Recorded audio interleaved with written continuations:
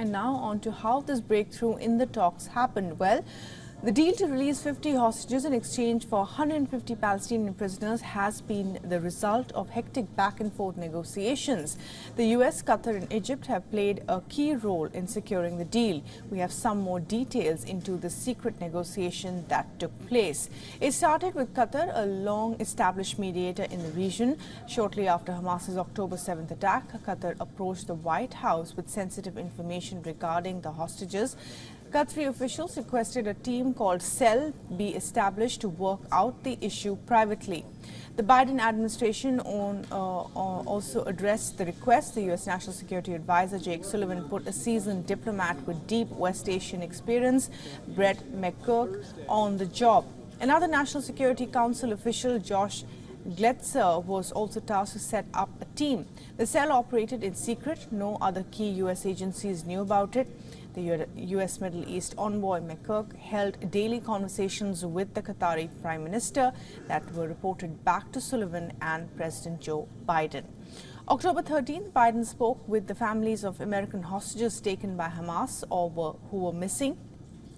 On October 18th, Biden met Israeli Prime Minister Benjamin Netanyahu in Tel Aviv. Securing the release of hostages was the critical focus point of these talks, along with a humanitarian truce, as per officials. Then days later, on October 23rd, the efforts of the secret cell yielded a positive result. 2 American hostages, a mother and daughter duo, were released by Hamas. It was the very first hostage release, and it gave the Biden administration hope that much more could be achieved. This was the time when talks also began between the CIA and Mossad. The very next day, on October 24th, the U.S. also got word that Hamas had agreed to one of the deal's specifics to release women and children. But Israel's ground offensive delayed the release of more hostages. And for this deal to pan out, the Israeli operation had to be delayed. U.S. officials then debated on the issue with Israelis.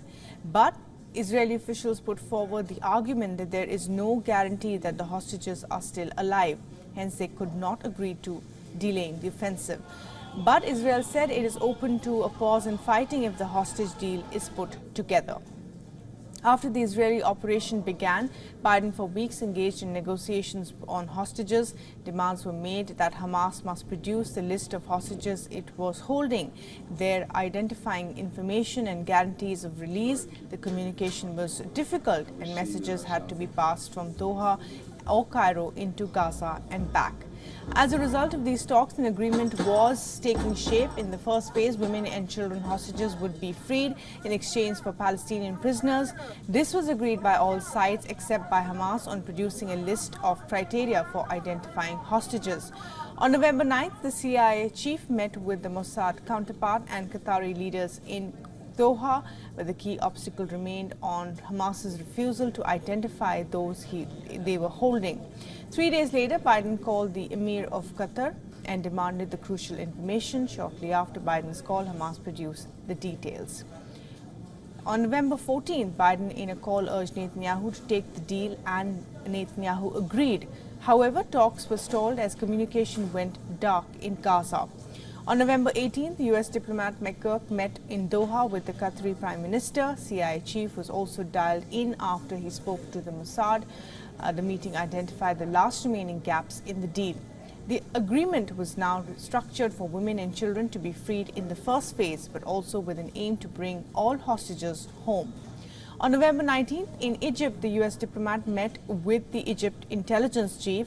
There, he learned that Hamas leaders had accepted nearly all the agreements discussed the day before. In Cairo, the officials worked out the remaining details of how this was to happen.